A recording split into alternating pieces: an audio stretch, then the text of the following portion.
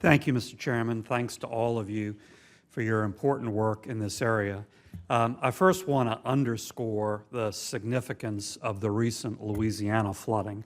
I think it was really, unfortunately, underreported in the national news for various reasons, a lot of other things going on, the Olympics, the presidential race, and I think it's underappreciated in this body. We were away on the August recess, but by any metric, it was the most significant disaster since Sandy.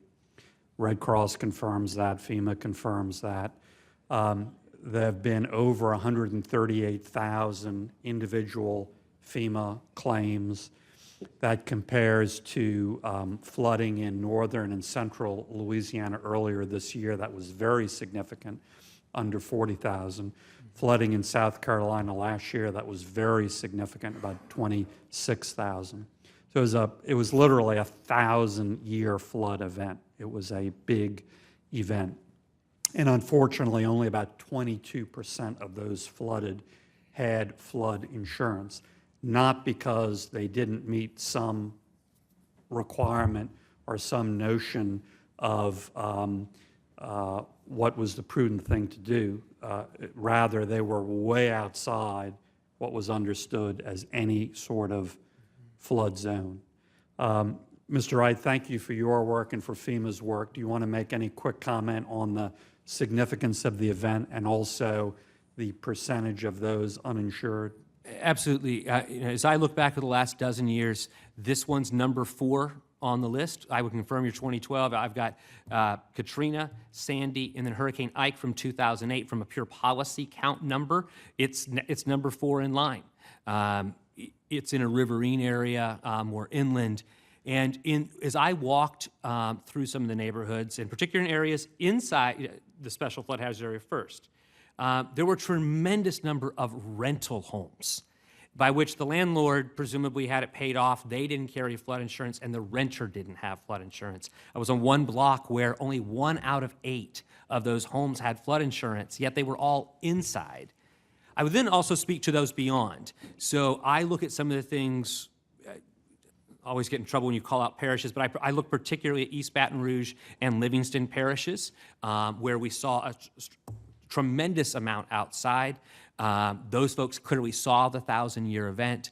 And so as you see that structures, I look at the counts particularly in East Baton Rouge, and the kind of concentration of that, this absolutely is a devastating event. Thank you. I just want to underscore that because the administration is going to properly make an emergency request. But again, 78% of those affected no flood insurance, not because they did something wrong, but because the great majority of them were way outside what was identified as any sort of flood area. To go to this mapping issue, Mr. Dorman, thank you for your work. You point out in your testimony the good work of North Carolina as well as Alabama and Virginia in their use to the flood risk information system.